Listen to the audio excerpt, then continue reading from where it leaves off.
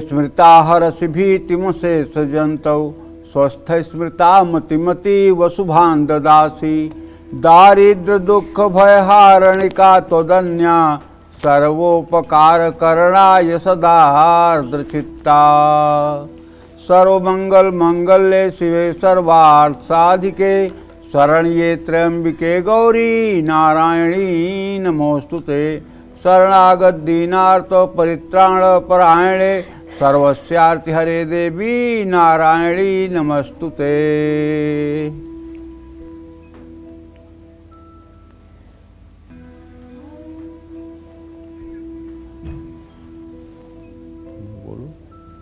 नमस्कार, आप देख रहे हैं नवरात्रि स्पेशल कालचक्र। जय माता दी। मैं हूं पल्लवी झा और हमारे साथ हैं प्रश्न कुंडली विशेषज्ञ पंडित सुरेश पांडे जी। पंडित जी, बहुत बहुत स्वागत है आपका।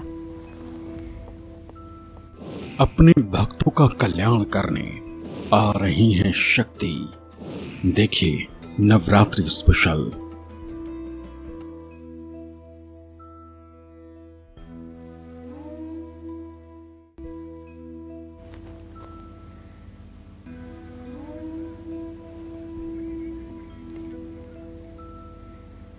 खास पेशकश जय माता दी लेकर हाजिर हुए हैं। आज से लेकर पूरे नवरात्रि हम आपको मां अंबे की कृपा पाने के अलग अलग उपाय और नवरात्रि से जुड़ी खास जानकारियां देंगे। नवरात्रि शुरू होने से एक दिन पहले ही आज काल चक्र में आप जानेंगे नवरात्रि की संपूर्ण पूजा विधि, घट स्थापना का मंगल मुहूर्त, कैसे ये नवरात्रि आपके लिए हितकारी, कल्याणकारी, शुभकारी और सौभाग्यशाली साबित होगी, कैसे इस नवरात्रि मां अंबे की आराधना से पूरी होगी आपकी हर मनोकामना। इसके बारे में भी आज पंडित जी से आपको कालचक्र में बताएंगे। नवरात्रि से जुड़ा आपका कोई कंफ्यूजन या कोई सवाल है तो आप हमें फोन करके पंडित जी से लाइव बात कर सकते हैं। हमारा नंबर है 012066522415। पंडित जी, सबसे पहले हमें ये बताइए कि किस दिन कौन सा नवरात्र है। देखिए, 22 सितंबर को सोमवार के दिन पहला नवरात्र है। 23 सितंबर मंगलवार को दूसरा नवरात्र है। 24-25 सितंबर को तीसरा नवरात्र है और 26 सितंबर को शुक्रवार को पांचवा नवरात्र है। 27 सितंबर शनिवार और छठी नवरात्रि 28 तारीख को है। 29 तारीख को सप्तमी और अष्टमी है। महानवमी 1 तारीख को है। अक्टूबर बुधवार को दशहरा और विसर्जन 2 तारीख को है। ये बात ध्यान में रखने योग्य है। इस साल विजयदशमी 2 अक्टूबर को है और इस साल का नवरात्र 10 दिनों का है। माने 22 तारीख से शुरू होकर के 1 तारीख को दिन में 2:23 तक नवरात्रि है, जो 10 दिन का सीधे सीधे नवरात्र होता है। ऐसे में जो लोग नवरात्र का पालना करेंगे वो लोग 1 तारीख को दिन में 2 बजे के बाद भी पालना कर सकते हैं। जय मां विंध्यवासिनी। कल से शारदीय नवरात्रि शुरू हो रही है। ऐसे में सबसे पहले नवरात्रि पर घट स्थापना का मुहूर्त पंडित जी से जान लेते हैं। पंडित जी, क्या है मुहूर्त? देखिए, घट का मतलब होता है कलश, घड़ा, कुंभ। इसका जो कल से नवरात्रि शुरू हो रही है तो कल नवरात्रि में घट स्थापना का जो मुहूर्त है वो कन्या लग्न में है, जो कुल 1 घंटे 56 मिनट का है, जो कल सुबह 6:09 से शुरू होकर 8:06 तक रहेगा और अभिजीत मुहूर्त 11:49 से 12:38 तक रहेगा। अब चौघड़िया मुहूर्त की बात करते हैं। जो लोग चौघड़िया मुहूर्त मानते हैं उन्हें आप घट स्थापना का मुहूर्त मैं बताना चाहूँगा। अमृत लग्न सुबह 6:09 से 7:40 तक है। शुभ लग्न कल सुबह 9:11 से दोपहर 10:43 तक है।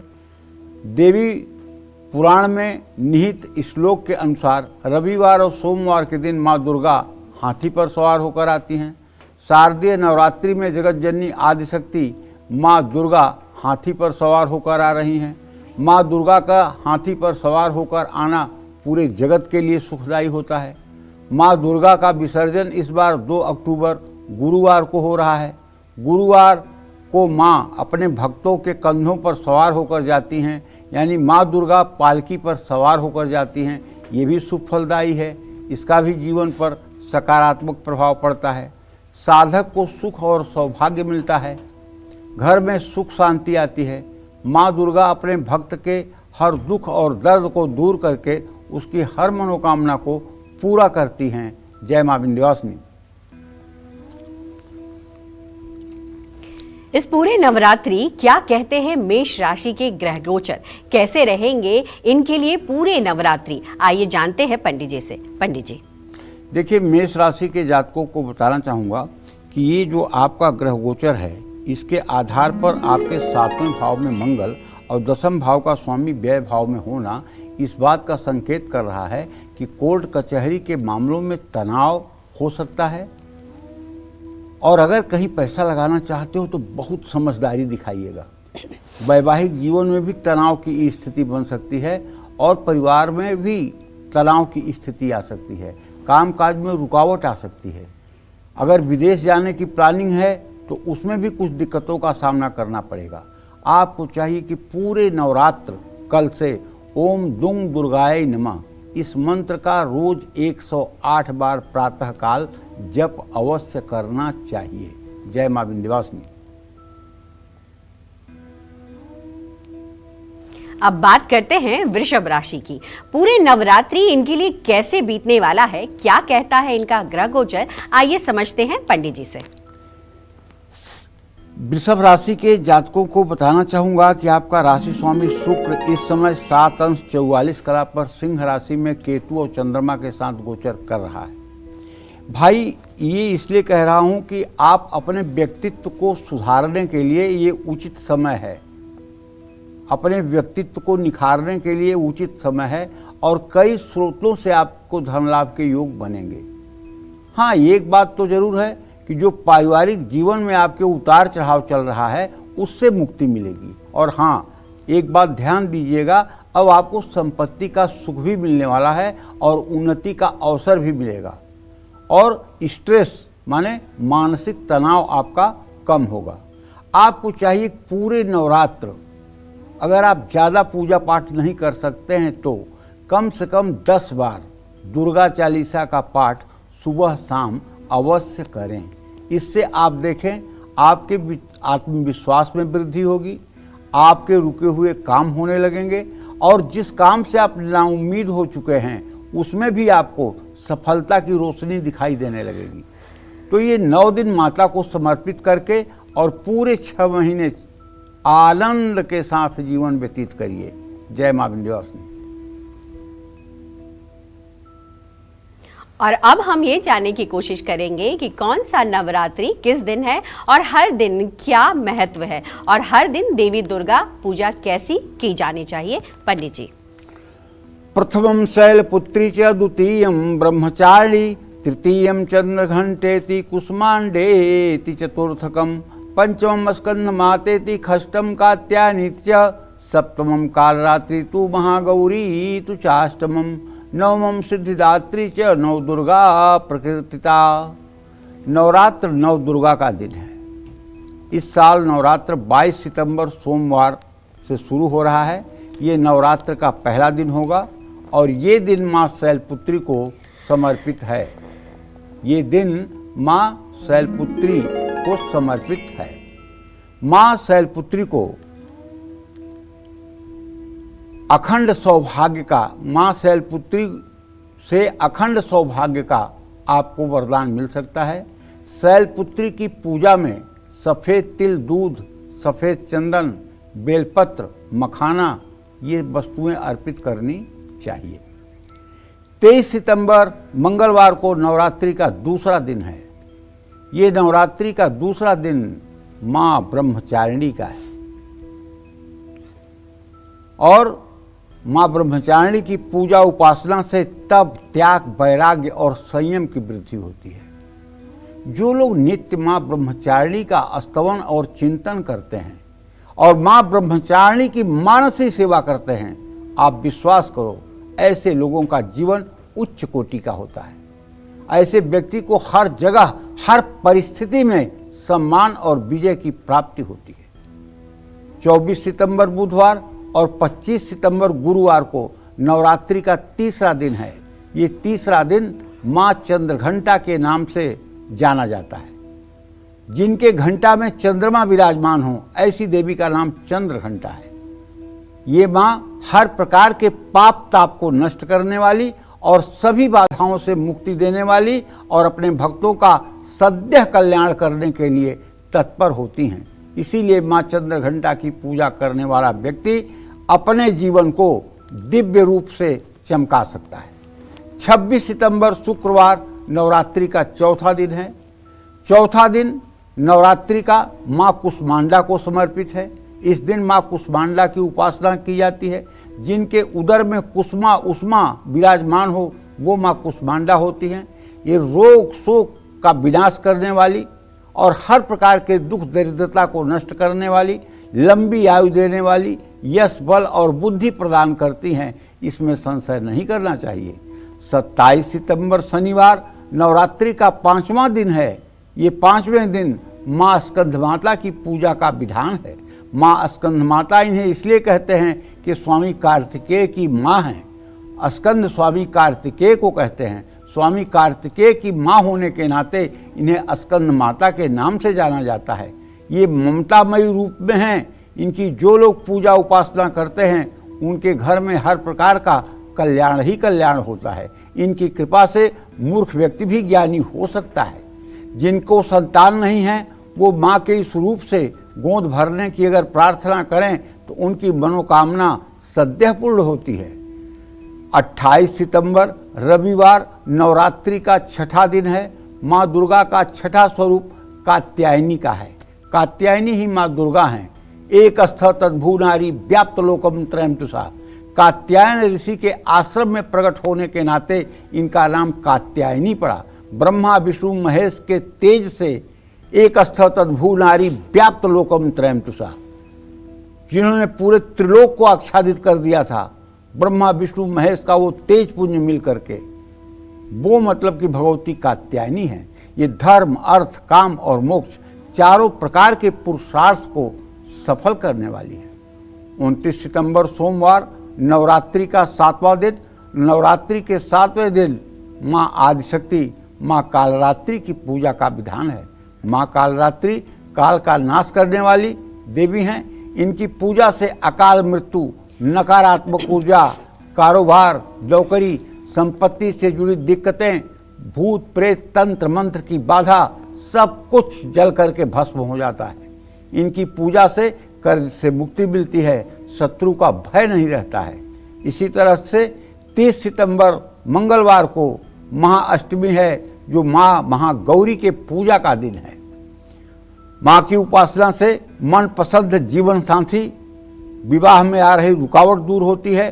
कुंवारी कन्याएं अगर महागौरी की उपासना करें तो माँ जल्दी प्रसन्न होती हैं। 1 अक्टूबर बुधवार को महानवमी माँ दुर्गा की 9वीं शक्ति सिद्धिदात्री का है। देवी भागवत पुराण के अनुसार भगवान शिव ने इन्हीं शक्ति स्वरूपा देवी की उपासना करके सभी सिद्धियां प्राप्त की थी, जिसके प्रभाव से शिव जी का स्वरूप अर्धनारीश्वर का हो गया। 2 अक्टूबर गुरुवार को दशहरा और दुर्गा विसर्जन का पावन दिन है। तो ये 10 दिन आपके लिए बड़े ही महत्वपूर्ण हैं। जय माँ विंध्यवासिनी।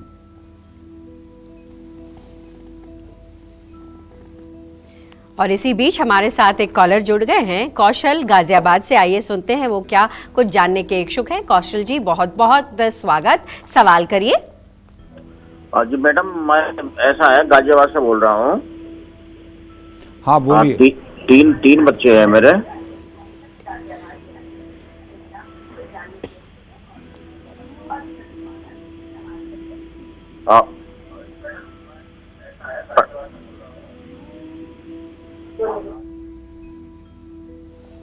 आप टीवी पर अगर अपनी आवाज सुनना चाहेंगे। एक लड़का है, 2 लड़की हैं।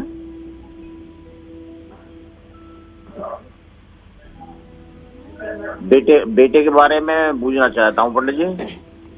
आपसे अनुरोध है कि अपनी टीवी की आवाज को कम करिए, क्योंकि आपकी आवाज जो है हमें स्पष्ट तौर पर नहीं मिल पा रही है।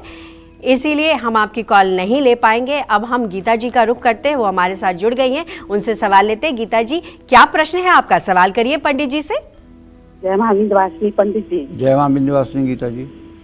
हाँ पंडित जी, मेरे 2 प्रश्न हैं। आप बोले थे कि मकान का मन बना रहे हो तो हो जाएगा। मेरा मन पूरा है पंडित जी लेने का, लेकिन वो बात बन नहीं पा रही है। और दूसरा प्रश्न मेरा ये है, मेरा छोटा बेटा हरी सोनी, तो उसका अभी किडनी का ऑपरेशन हो गया, तो ऑपरेशन बहुत अच्छे से हुआ है, 15% किडनी उसकी सही है, तो आगे और ठीक होने का चांसेस है ना महाराज? देखिए ऐसा है, जहाँ तक तुमने मकान के बारे में प्रश्न पूछा है तो मैं बताना चाहूँगा कि देखो अभी शुक्र शनि का षडाष्टक योग चल रहा है। मार्च 2028 के बाद जो मकान आपका होगा वो बहुत आराम से और बहुत सरलता के साथ होगा। अभी मकान के लिए प्रयास करने पर तनाव लेना पड़ेगा और तनाव में मकान होगा। जहाँ तक आपने अपने बेटे के बारे में प्रश्न पूछा है तो बताऊं कि पंचम भाव का स्वामी आपके बृहस्पति और अपने भाव को पूर्ण दृष्टि दे रहा है, अर्थात आपके बेटे को जीवन संबंधी कोई समस्या नहीं है। हाँ, हल्के फुल्के कष्ट तो जीवन में आ सकते हैं, लेकिन जीवन की कोई क्षति होने की संभावना नहीं है। आपको एक मंत्र बताता हूँ। ओम हौम जूम सह माम पुत्रम पालय पालय सह जूम हौम ओम। अगर ये मंत्र 10 माला आप लगातार 1.5 वर्ष तक माने 18 महीने कर दें तो आप अपने बेटे की तरफ से बिल्कुल निश्चिंत हो जाएं। वो बेटा भगवान शिव के सानिध्य में रहेगा और भगवान शिव की कृपा से चिरंजीव दीर्घायु हो जाएगा। आपको चाहिए कि आप ये मंत्र जो मैं बता रहा हूँ, ओम हौम जूम सह माम पुत्रम पालय पालय सह जूम हौम ओम, इस मंत्र का नित्य 10 माला जप 1.5 वर्षों तक अगर आप कर दें और सोमवार को शिवालय में जाकर के जल दूध बेलपत्र चढ़ाकर एक घी का दिया जला दें तो निश्चित रूप से आपका बालक चिरंजीव दीर्घायु हो जाएगा। जय मां विंध्यवासिनी। पंडित जी, एक प्रश्न है। जैसा कि कहा जाता है कि इस वक्त तमाम जो देव हैं वो सो रहे होते हैं और इसीलिए मांगलिक कोई भी कार्य नहीं होता, कोई भी शुभ कार्य नहीं होता। माँ दुर्गा के 9 दिनों तक क्या मंगल कार्य किए जा सकते हैं, और अगर वो मंगल कार्य हों तो वो कौन कौन से हैं जो कर सकते हैं? देखो ऐसा है, केवल एक देव भगवान श्री हरि विष्णु इन 4 महीनों में शयन करते हैं। इन 4 महीने में श्री हरि विष्णु शयन करते हैं और श्री हरि विष्णु के शयन के बाद ये शास्त्रों का नियम है कि आप जो है कोई शुभ कार्य नहीं कर सकते। जैसे विवाह नहीं कर सकते, जनेऊ नहीं कर सकते, गृह प्रवेश, नए घर का गृह प्रवेश नहीं कर सकते, और जो भी और शुभ कार्य हैं वो कार्य आप इन 4 महीनों में ना करें तो उचित रहेगा। लेकिन जहाँ नवरात्र की बात है जी, तो देखो ऐसा है कि कहीं कहीं पर सारे नियम जाकर खंडित हो जाते हैं। जैसे आपको किराए के मकान में या किसी पुराने मकान में या किसी मतलब कि यूज किए हुए मकान में अगर गृह प्रवेश करना है तो आप नवरात्रि में कर सकते हैं। वाहन आपको खरीदना है तो नवरात्रि में खरीद सकते हैं, ठीक है, लेकिन विवाह नहीं कर सकते हैं। हाँ, लड़की लड़के को इंगेजमेंट के लिए अगर आपको रोकना है तो नवरात्र में आप कर सकते हैं, क्योंकि ये माँ का दिन है और माँ के दिन में किसी ग्रह की हिम्मत नहीं है कि कोई वो अपना बैड इफेक्ट डाले जी। समझ रहे हो? ये माता का दिन है तो माता का हर दिन मंगलकारी है, तो इसमें जो भी कार्य आप करें उसे कर सकते हैं। जैसे नींव डालने का मुहूर्त होता है घर का, लेकिन साल में एक ऐसा मुहूर्त आता है विजय मुहूर्त, जो विजयदशमी के दिन होता है। इस साल वो दिन में 2 बजे से 2:40 तक है, 40 मिनट का मुहूर्त है। अगर असंभव से असंभव निर्माण हो और इस मुहूर्त में उसको शुरू कर दिया जाए तो वो भी मुहूर्त के प्रभाव से पूरा हो जाएगा। तो इसलिए विवाह, मुंडन और जनेऊ संस्कार इस नवरात्र में अगर न किए जाएं तो उचित है। लेकिन अगर अपरिहार्य कारणों से करना पड़ रहा है तो आप इसे किसी सिद्धपीठ में जाकर करा सकते हैं। जैसे जनेऊ कराना है, आप विंध्यवासिनी में चले जाइए, उनके सानिध्य में जनेऊ करवा लीजिए, कोई दोष नहीं लगेगा। विवाह करना है विंध्यवासिनी मंदिर चले जाइए, वहाँ आप विवाह करा लीजिए, कोई दोष नहीं लगेगा। क्यों? क्योंकि वो आदिशक्ति हैं, पूरे जगत की नियंता हैं, पूरे जगत को नियंत्रण में रखती हैं। ब्रह्मा विष्णु महेश उनकी बातों को मानते हैं, तो उनके सानिध्य में कुछ अशुभ हो ही नहीं सकता है। इसलिए मुंडन भी जो लोग कराना चाहते हैं, मुहूर्त नहीं है, लेकिन विंध्यवासिनी में जाकर अगर मुंडन कराना चाहें तो करा सकते हैं, क्योंकि वो आदिशक्ति हैं। सृष्टि के प्रलय होने के बाद भी वो विराजमान रहती हैं मणिपुर द्वीप में, और वो ब्रह्मा विष्णु महेश को सृष्टि करने का आदेश देती हैं। देखो, हर जगह तो माता के सती का अंग गिरा है, जहाँ जो है सिद्धपीठ माने गए हैं, लेकिन विंध्याचल एक ऐसा स्थान है जहाँ माता के सती का कोई अंग नहीं गिरा है। वहाँ माता स्वयं आदिशक्ति के रूप में विराजमान है, और विंध्याचल ही मणिपूरक द्वीप है, और वहीं से ब्रह्मा विष्णु महेश को आदेश मिलता है सृष्टि करने का। और एक बात बताऊं, बहुत लोगों को ये बात नहीं मालूम होगी, अगर आप कभी विंध्याचल जाएं और वहाँ के किसी तीर्थ पुरोहित से बात करें तब आपको पता चल सकता है, और वो भी नया लड़का तीर्थ पुरोहित होगा तो हो सकता है न बता पाए, कोई मतलब अनुभवी। माता के गर्भगृह में, जहाँ माता का मतलब गर्भगृह है, उसके नीचे ब्रह्मा विष्णु महेश की 3 मूर्तियां हैं गर्भगृह के नीचे अंदर, जो साल में एक बार खोल करके सफाई की जाती है और पूजा की जाती है। तो माता का ये महात्मा है। तो केवल विंध्याचल के लिए ये बात है, बाकी जगहों पे तो नवरात्र में विवाह की मनाही की गई है, सनातन धर्म में जनेऊ की मनाही की गई है, मुंडन की मनाही की गई है, ये सब जितने शुभ कार्य हैं, नए घर के गृह प्रवेश की मनाही की गई है, मनाही की गई जी। और इसीलिए हम कहते भी कि माता अलौकिक है और शक्ति स्वरूपा है। अब बात करते हैं मिथुन राशि की। पूरे नवरात्रि इनके लिए कैसे बीतने वाला है, क्या कहते हैं इनके ग्रह गोचर, पंडित जी से समझने की कोशिश करते हैं। पंडित जी देखिए, मिथुन राशि के जातकों को बताना चाहूँगा कि आपके राशि में बृहस्पति की स्थिति बनी हुई है। आपका राशि स्वामी इस समय चतुर्थ भाव में गोचर कर रहा है। कन्या राशि अपने राशि में उच्च का होकर गोचर कर रहा है। तो जमीन में, सोना में और किसी प्रॉपर्टी में अगर आप निवेश करेंगे तो आपको लाभ मिलेगा। परिवार में खुशियां रहेंगी, सहयोग मिलेगा, समाज में मान सम्मान और करियर में भी बढ़त मिलेगी। विदेश जाने की संभावना बढ़ रही है। आज आपको दुर्गा सप्तशती का पाठ भी कर लेना चाहिए। जय मां विंध्यवासिनी। चलिए अब बात करते हैं कर्क राशि की। पूरी नवरात्रि इनके लिए कैसे बीतने वाला है, क्या कहता है इनका ग्रह गोचर, ये भी जान लेते हैं पंडित जी। कर्क राशि के जातकों को बताना चाहूंगा कि आपका राशि स्वामी चंद्रमा इस समय केतु शुक्र के साथ सिंह राशि में द्वितीय भाव में विराजमान है। अब द्वितीय भाव में विराजमान होना और व्यय भाव में बृहस्पति का होना, तो ये संकेत सीधा सीधा है कि आप अगर कहीं पैसा लगाना चाहते हैं तो सोच समझ करके आज निवेश करिए। आज अपने लोगों के साथ ही आपका मतभेद हो सकता है, और किसी प्रकार के अहंकार या घमंड से आपको बचना चाहिए। दूसरों से ज़्यादा उम्मीद न रखें। प्रतियोगी परीक्षा में सफलता का योग बना हुआ है। माँ दुर्गा को चमेली के फूलों की माला अगर अर्पित कर सकें तो ये आपके लिए उत्तम होगा। जय मां विंध्यवासिनी।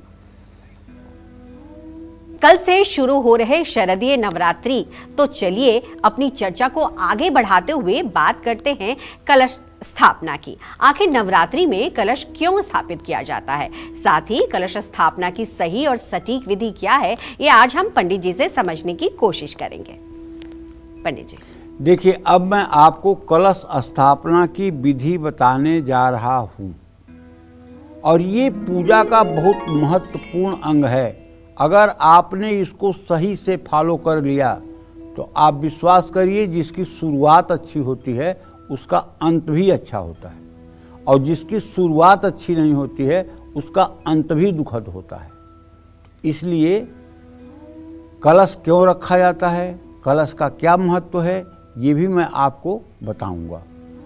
कलशस्य मुखे विष्णु कंठे रुद्र समाश्रिता कुक्षौ तु सागरा सप्त सप्तद्वीप वसुंधरा। कलश के मुख में विष्णु जी भगवान का वास होता है, और कलश के कंठ में भगवान शिव का वास होता है। इसके मूल में श्रीहरि विष्णु ब्रह्मा के साथ ब्रह्मदेव भी निवास करते हैं। कलश के बीच में दैवी शक्तियाँ निवास करती हैं। कलश में दिक्पाल देवता, सातों द्वीप, सातों समुद्र, सभी नक्षत्र, ग्रह, कुल पर्वत, गंगा जैसी पवित्र नदियाँ, चारों वेद निवास करते हैं। कलश में भरा जल क्रोध, मोह, माया और घृणा जैसी बुरी भावनाओं से हमें दूर रखता है। कलश को मंगल कामनाओं, शुभता और सुरक्षा का प्रतीक माना गया है। कलश स्थापना के लिए तांबे पीतल का कलश शुभ माना जाता है। अगर कांसे और पीतल का कलश नहीं है तो मिट्टी का कलश भी उत्तम है।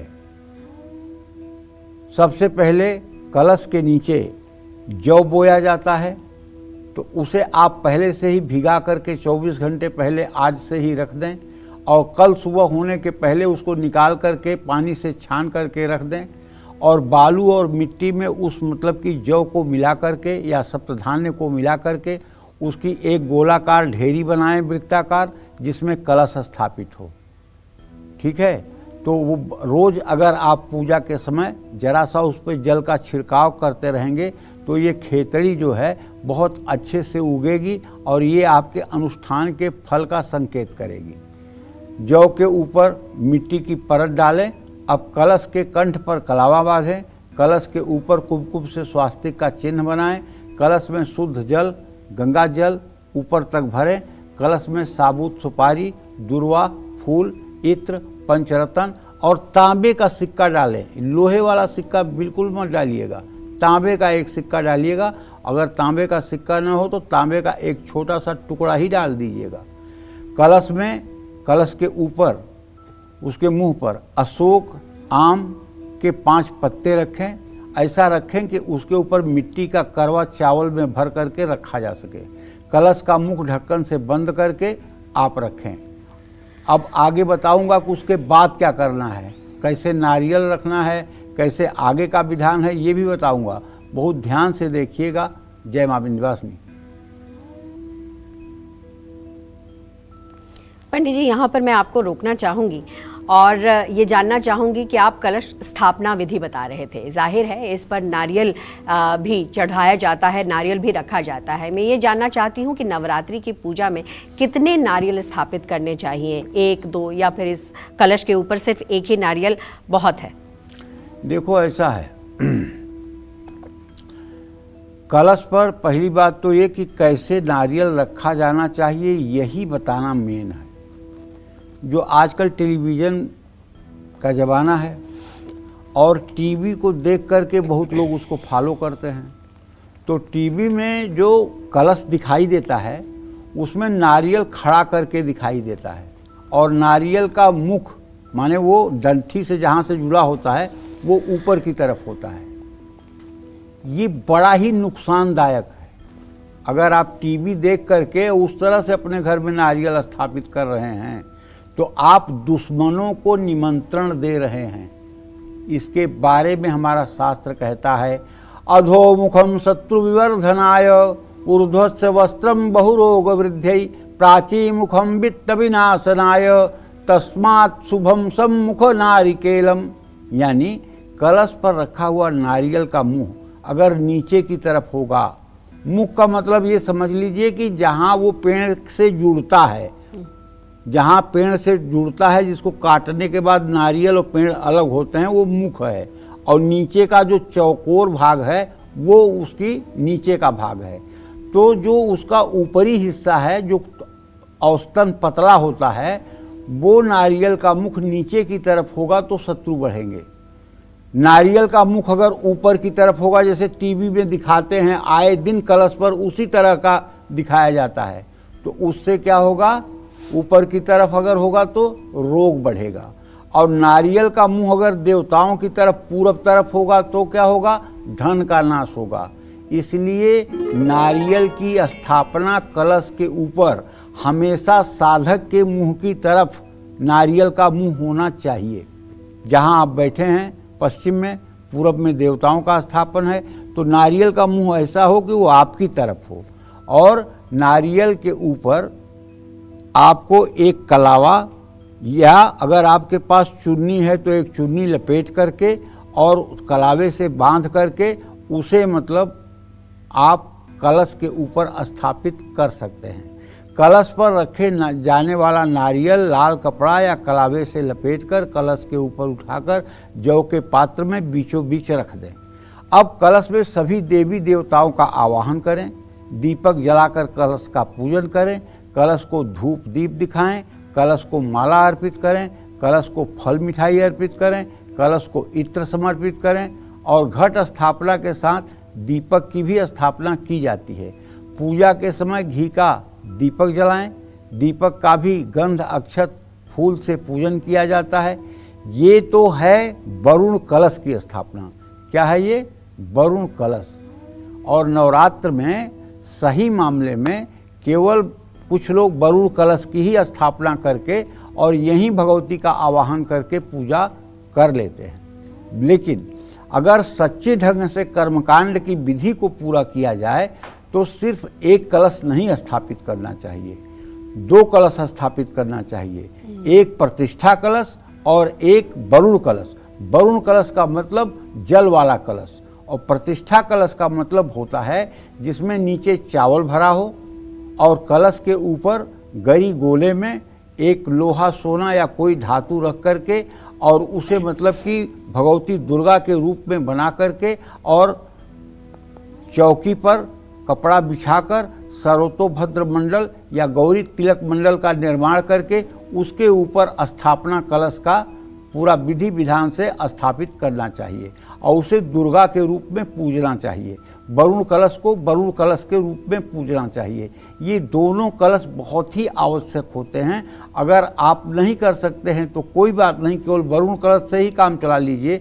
लेकिन सही मामले में अगर आप कहें तो निश्चित रूप से आप मतलब कि 2 कलश की स्थापना करें। रही बात, पल्लवी ने ये भी पूछ लिया कि कितने नारियल की स्थापना होती है। तो देखिए, ये तो अगर हम अपनी पूजा स्वतः कर रहे हैं, पंडित जी नहीं बुला रहे हैं और या एक पाठ रोज कर रहे हैं, तब तो 1 नारियल की आवश्यकता है कलश पर रखने की और 1 गरी गोला की आवश्यकता है जो कलश पर स्थापना कलश के रूप में स्थापित होगा। लेकिन अगर हम सतचंडी कर रहे हैं, अगर हम सहस्त्र चंडी कर रहे हैं, हम बड़ा अनुष्ठान कर रहे हैं, तब कलश नारियलों की संख्या बढ़ जाएगी। तब एक मतलब कलश वरुण कलश रखा जाएगा, एक सप्तघृत मातृका खोरस मातृका के सामने रखा जाएगा, एक वास्तु देवता के सामने रखा जाएगा, एक एकोन 50 क्षेत्रपाल के सामने रखा जाएगा कलश और नारियल, एक इसी तरह से नवग्रह मंडल के आगे रखा जाएगा, एक एकादश एक लिंगतो भद्र के सामने रखा जाएगा। तो इस तरह से लगभग 7 की संख्या में नारियल हो जाते हैं और सभी नारियलों को चुनरी या लाल कपड़े में आवेष्टित करके और उसे कलावे से बांध करके और उसे कलश के ऊपर रखा जाता है और रोज उसकी पूजा होती है। लेकिन ये तब होता है जब आप सतचंडी सहस्त्रचंडी जैसे बड़े यज्ञ अनुष्ठान का कार्य कर रहे हैं। तो अगर व्यक्तिगत पूजा करना है तो सिर्फ 1 नारियल रखना है और 1 गरी का गोला स्थापना कलश के लिए रखना है। जय मां विंध्यवासिनी।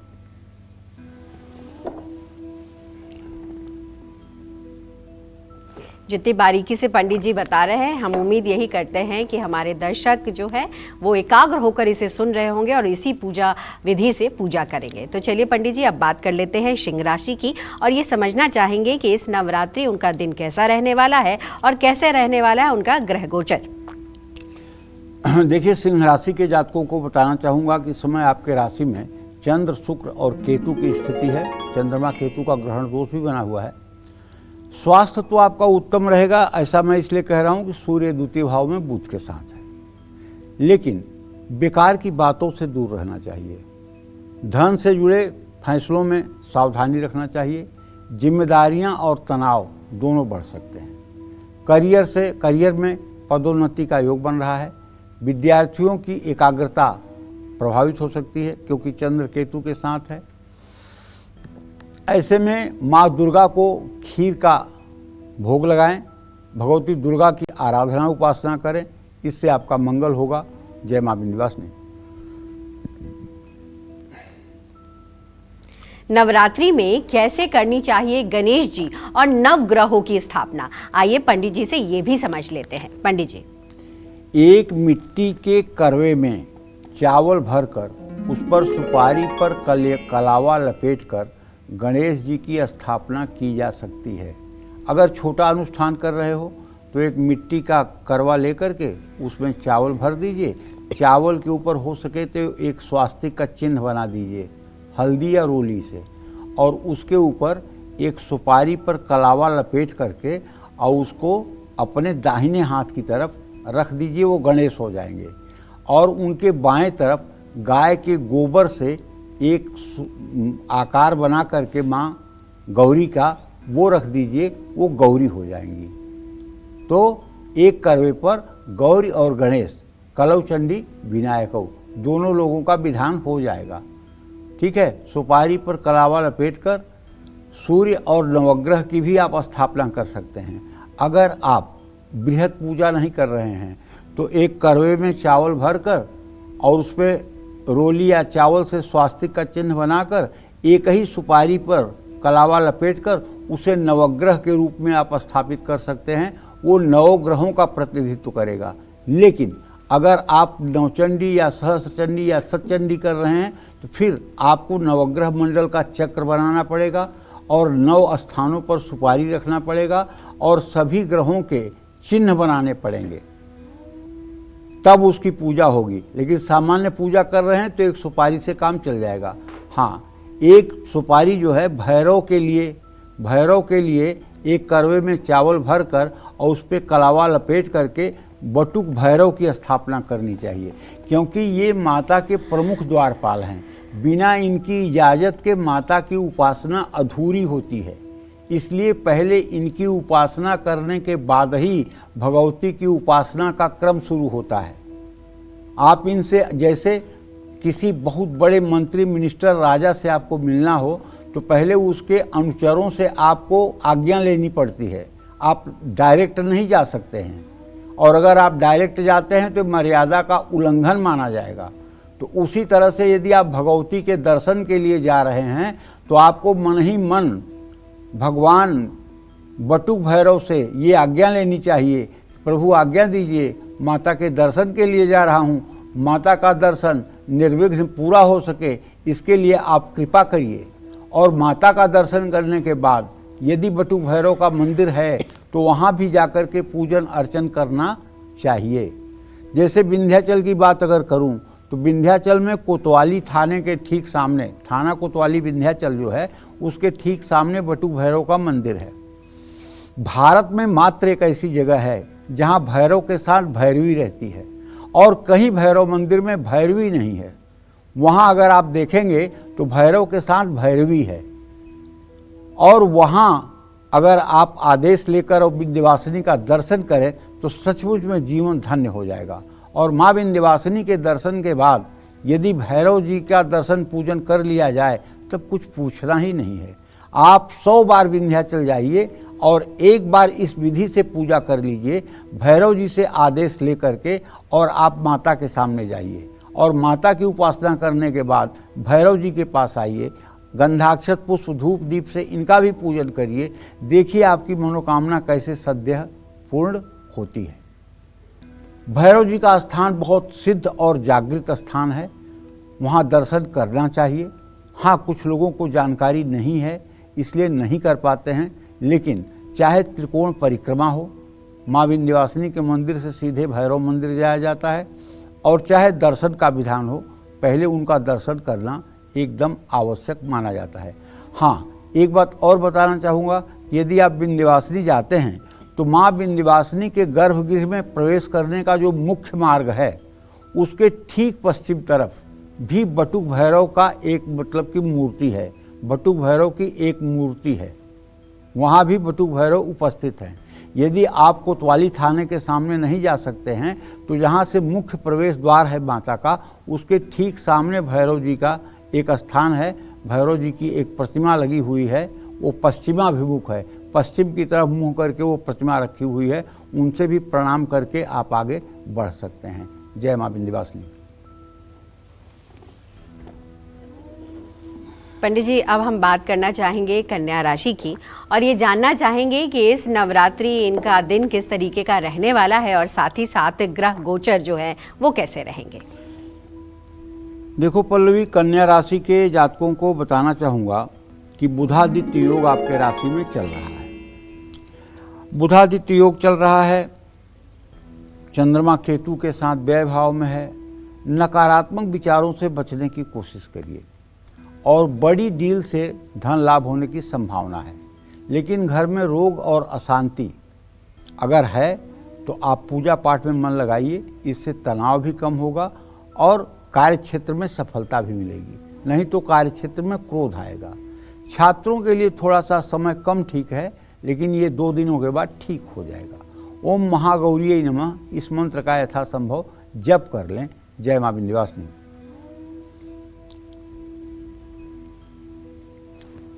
कलश स्थापना के बाद मां दुर्गा की चौकी स्थापित की जाती है। ऐसे में चौकी स्थापना की क्या है सही विधि, ये हम समझेंगे पंडित जी से। पंडित जी, देखो, ये तो मैंने शॉर्टकट में पहले भी बताया, लेकिन फिर से एक बात आप सुन लीजिए। जहां आपने वरुण कलश रखा है, मिट्टी की एक ढेरी बनाई, उसमें सप्तधान्य बोया, उसके ऊपर एक कलश रखा, कलश में जल भरा, सुपारी डाली, दुर्वा डाली, कुसा डाला, तांबे का सिक्का डाला और उस पर एक नारियल रखा और पंचपल्लव रखे। उसके ठीक पीछे पूरब तरफ एक आम की चौकी हो लकड़ी की या चंदन की लकड़ी की चौकी हो, और दोनों में से अगर आपको पता न हो किस चीज़ की लकड़ी है तो चंदन घिस करके, मलयागिर चंदन घिस करके और थोड़ा सा चंदन उस चौकी पे लेप कर दीजिए, ठीक है। और उस पर एक लाल रंग का कपड़ा बिछा करके और उसको कलावा से बांध दीजिए। उसके ऊपर सर्वतोभद्र मंडल या गौरी तिलक मंडल बना लीजिए। अगर आप कर्मकांडी नहीं हैं तो आपके लिए गौरी तिलक मंडल और सर्वतोभद्र मंडल बनाना कठिन बात है। तब आप क्या करेंगे, उस पर एक अष्टदल कमल बना दीजिए। अष्टदल कमल बना के तांबे के लोटे में अखंडित चावल भरकर और उसके ऊपर एक गरी गोला, उसमें एक लोहे की कील लगाकर और लाल रंग के ब्लाउज पीस को, 1 मीटर का जो ब्लाउज पीस नहीं होता है, उसको ऐसे लपेटें कि वो एकदम त्रिभुजाकार हो जाए और उसको कलश के ऊपर स्थापित कर दें। अब उसके ऊपर एक जो माता का मुखौटा मिलता है बाज़ारों में, जैसे मुखौटा आप इस समय टीवी में देख रहे हैं, ऐसा मुखौटा जो है कलश के ऊपर लगा दें और माता को चारों तरफ से साड़ियों से आच्छादित कर दें। तो आपको लगेगा कि माता स्वयं इसमें विराजमान है, ठीक है। तो ऐसा कर सकते हैं। और अगर मूर्ति या तस्वीर नहीं है तो आप दुर्गा यंत्र भी स्थापित कर सकते हैं या दुर्गा जी का चित्र भी लगा सकते हैं। माँ को लाल चुनरी चढ़ा सकते हैं, घी का दिया जलाकर धूप, दीप, फल, फूल, इत्र और मिठाई चढ़ा सकते हैं। माँ दुर्गा की चौकी के पास एक और चौकी स्थापित करें, इस चौकी पर भी लाल कपड़ा बिछाएं और उस पर दुर्गा सप्तशती की पुस्तक की स्थापना करें। वो चौकी थोड़ी नीची होनी चाहिए। हर रोज पुस्तक की पूजा होना ही चाहिए। उसके लिए मंत्र है ओम नमो दिव्य महादिव्य शिवाय सत्तंग नमः नमः प्रकृते भद्राय नियता प्रणतास्वताम। तो अगर आप नित्य दुर्गा सप्तशती की पूजा करते हैं तो आपको मनचाहा वरदान भी मिलेगा और घर में सुख शांति भी रहेगी। दुर्गा सप्तशती की पूजा हर समय करनी चाहिए और 2 बातें ध्यान रखनी चाहिए दुर्गा पाठ करने वालों को। एक तो हाथ में लेकर किताब नहीं पढ़नी चाहिए और दूसरे पाठ करते हुए हिलना नहीं चाहिए। इससे पाठ का आधा फल समाप्त हो जाता है, ठीक है। जय मां विंध्यवासिनी। चलिए अब बात करते हैं तुला राशि की और ऐसे में पंडित जी इनका ग्रह गोचर कैसा रहने वाला है और नवरात्रों में इनका दिन कैसा होगा। देखिए, तुला राशि के जातकों को बताना चाहूँगा कि आपके राशि में मंगल की स्थिति है, आपके भाग्य भाव में बृहस्पति है। ज़्यादा मत सोचिए। सोना, गोल्ड, जमीन या निर्माण कार्य में अगर निवेश करना चाहते हैं तो करिए। परिवार के साथ अच्छा व्यवहार रखिए। करियर के लिए नवरात्रि आपके लिए शुभ है। दूसरों के मार्गदर्शन से सफलता के योग बने हुए हैं। दुर्गा सप्तशती का जो अर्गला स्त्रोत है उसका भी आपको नित्य पाठ कर लेना चाहिए। जय मां विंध्यवासिनी। तो अब बात कर लेते हैं वृश्चिक राशि की और उनके लिए भी समझना चाहेंगे कि ग्रह गोचर कैसा रहने वाला है और नवरात्रि के दिनों में कैसा रहेगा उनका दिन। देखिए, अपने सभी दर्शकों को बताना चाहूँगा कि अगर वृश्चिक राशि है आपकी, तो आप मान के चलिए कि आपको यात्रा से थकान हो सकती है, क्योंकि आपका राशि स्वामी व्यय भाव में है। लेकिन पैसों के मामले में तो सुधार होता हुआ दिखाई दे रहा है। कानूनी मामलों में भी लाभ होगा, परिवार में सुख शांति रहेगी, लेकिन लापरवाही से कोई नुकसान संभव हो सकता है। माँ को आपको इत्र चढ़ाना चाहिए। जय मां विंध्यवासिनी। जिस तरीके से हम पंडित जी से लगातार चर्चा कर रहे हैं, उसमें अब जो है कल से शुरू हो रहे शारदीय नवरात्रि को लेकर बहुत सारे सवाल है। ऐसे में जो लोग अपने घर में अखंड दीपक जलाते हैं, उनको किन बातों का खास ध्यान रखना चाहिए, ये समझना आज जरूरी है। तो आइए चलते हैं पंडित जी से समझने की कोशिश करते हैं। पंडित जी, देखो भाई, अखंड दीपक के सामने बैठकर जप करने से पूजा का फल बढ़ जाता है। दीपक में हमेशा घी का ही प्रयोग करना चाहिए। शुद्ध गाय का घी न मिले तो तिल के तेल का दीपक जलाना चाहिए। ये भी संभव न हो तो नीम के तेल का दीपक जलाना चाहिए, लेकिन नीम के तेल का अखंड दीपक नहीं जलाना चाहिए। क्यों? इससे ऐसा धुआं उठता है जिससे थोड़ी देर के बाद ही अगर कमरे में आप करेंगे तो आपको घुटन महसूस होने लगेगी। इसलिए अगर 2-5 मिनट के लिए जलाना है तो जला सकते हैं, लेकिन अगर उसे अखंड ज्योति के रूप में यूज करते हैं तो भले ही रोगनाशक है, लेकिन उपयोग में नुकसानदायक भी। घी का दिया माँ दुर्गा की दाहिनी ओर और तेल का दिया माँ के बाईं ओर रखना चाहिए। ये तब करना चाहिए जब आप नवचंडी आदि अनुष्ठान कर रहे हों। यदि आप इकलौता अपनी पूजा अपने से कर रहे हैं तो एक घी का दीपक भी पर्याप्त है, कहीं से कोई दोष नहीं है। और दीपक रखने के लिए नीचे एक चावल की ढेरी बना देना चाहिए और उस पे एक स्वास्तिक का निशान बना के उस पे ही दीपक रखना चाहिए और दीपक की प्रार्थना भी करनी चाहिए। दीपक जब जलाकर रख दें तो हाथ जोड़कर हाथ में गंध पुष्पाक्षत लेकर के हाथ जोड़ना चाहिए। भो दीपम देव रूपस्त्वम कर्म साक्षी है विघ्नकृत, यावत कर्म समाप्ति स्यात् तावत त्वम सुस्थिरो भव। मतलब दीपक से प्रार्थना करें कि हे दीपक देव, आप जब तक हमारी पूजा न संपन्न हो जाए तब तक आप स्थिर रहिए और तब तक आप सुरक्षित रहिए। दीपक को सीधा कभी पृथ्वी पर नहीं रखना चाहिए। कालिका पुराण में कहा गया है कि सब कुछ सहने वाली पृथ्वी को बिना किसी कारण पदाघात और दीपक का ताप सहना पड़ता है। ऐसे में अखंड दीपक की बत्ती बार बार न बदलें। दीपक से दीपक न जलाएं, इससे रोग ऋण और शत्रु बढ़ते हैं। और जो दीपक आपने स्थापित किया है 9 दिनों के लिए, उस दिए को उठा करके आप दीपक की जगह उसका प्रयोग मत करिए। वो दीपक आप उठाइए ही मत उस जगह से। बाकी जब देवताओं को आप अनुक्रमणिका में दीप जलाएंगे तो मिट्टी के दियली में एक रुई की बत्ती डाल के घी या तेल डाल के आपको दीपक जलाना चाहिए। उस दीपक से लोगों को धूप के बाद दीप निवेदित करना चाहिए। ऐसा शास्त्रों का विधान है। जय मां विंध्यवासिनी। चलिए अब बात करते हैं धनु राशि की। धनु राशि के बारे में भी जानना चाहेंगे पंडित जी कि ग्रह गोचर कैसा रहने वाला है और नवरात्रियों के दिनों में उनका दिन कैसा होगा। देखिए, धनु राशि पर बृहस्पति की पूर्ण दृष्टि है और नवरात्रि में आपको चाहिए कि गाड़ी संभल कर चलाएं, अनचाहे खर्चों से बचें, किसी भी निर्णय में परिवार की सलाह जरूर लें, अनचाही यात्राओं से बचें, प्रतियोगिता में सफलता मिलेगी। लेकिन रोज आपको दुर्गा कवच का सुबह पाठ करना चाहिए। जय मां विंध्यवासिनी। और अब बात कर लेते हैं मकर राशि की और इनके लिए भी हम जानना चाहेंगे कि ग्रह गोचर कैसा होगा, नवरात्रियों के दिनों में दिन कैसा रहने वाला है। देखिए, मकर राशि के बुजुर्गों को बताना चाहूँगा कि निवेश से लाभ होगा, आप कर्ज वापस कर पाएंगे, विदेश यात्रा का योग बन रहा है, सरकारी काम में सतर्क रहें, खुद को निखारने की कोशिश करें और दुर्गा स्तुति नित्य करने की कोशिश करें। जय मां विंध्यवासिनी। और अब बात कर लेते हैं कुंभ राशि की पंडित जी, और आप जानने की इनके लिए भी कोशिश करेंगे कि ग्रह गोचर और नवरात्रों के दिन कैसे रहने वाले हैं। देखो, कुंभ राशि का ग्रह गोचर ये है कि आपके राशि में राहु की स्थिति है, आपके सप्तम भाव में चंद्रमा, केतु और शुक्र की स्थिति है, भाग्य स्थान में मंगल है। तो मानसिक तनाव और शरीर में कष्ट, ये दोनों चीज़ें संभव है, लेकिन अचानक धन का लाभ हो सकता है और संपत्ति विवाद है तो उसका भी समाधान निकल सकता है।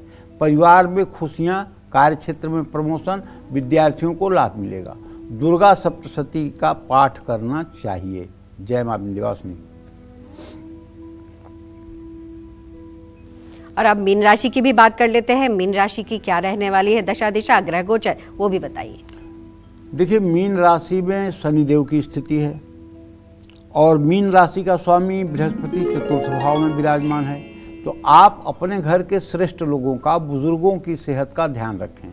आमदनी औसत से बेहतर रहेगी। करियर में बढ़त के योग हैं, लेकिन घर में अशांति हो सकती है, अपनों से धोखा मिल सकता है।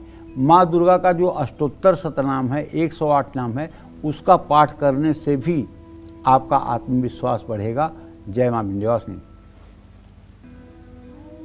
पूरे नवरात्रि दुर्गा सप्तशती का पाठ हम सभी को कैसे करना चाहिए, आइए जानते हैं पंडित जी से।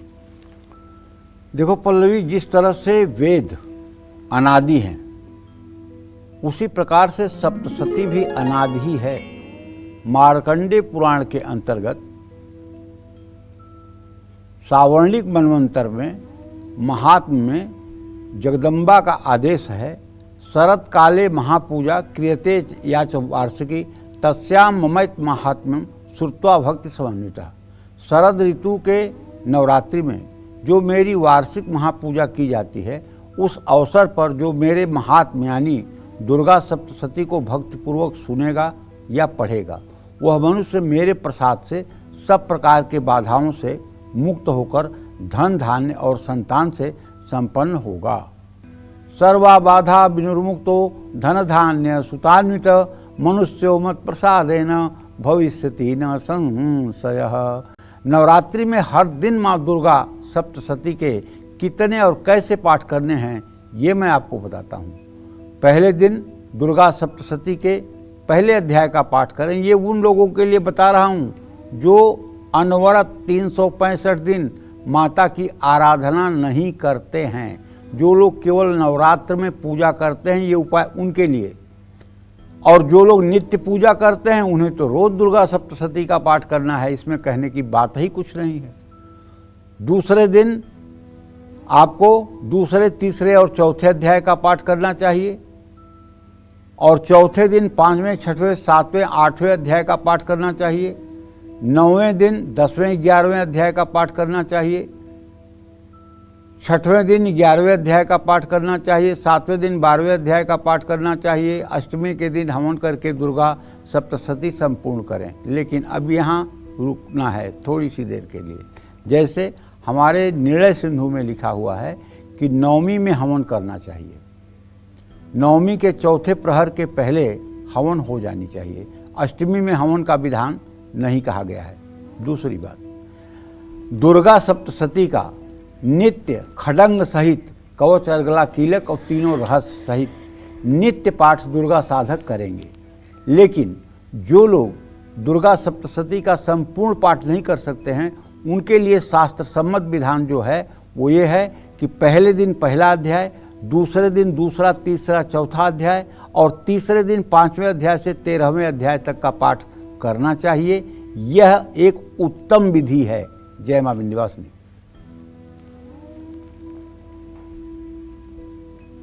पंडित जी, आपका बहुत बहुत धन्यवाद। आपने नवरात्रि को लेकर बहुत सारी, मैं कहूँ तो महत्वपूर्ण जानकारियां थी, जो आज मुझे लगता है कि दर्शकों को बहुत फलदायी होने वाली है। उम्मीद करते हैं आपको आज का नवरात्रि स्पेशल कालचक्र का विषय बहुत पसंद आया होगा। कल फिर नवरात्रि से जुड़े एक नए विषय और आपकी परेशानियों को दूर करने के लिए ढेरों उपाय लेकर आएंगे हम पंडित सुरेश पांडे जी के साथ। तब तक कालचक्र की पूरी टीम को दीजिए इजाजत। नमस्कार।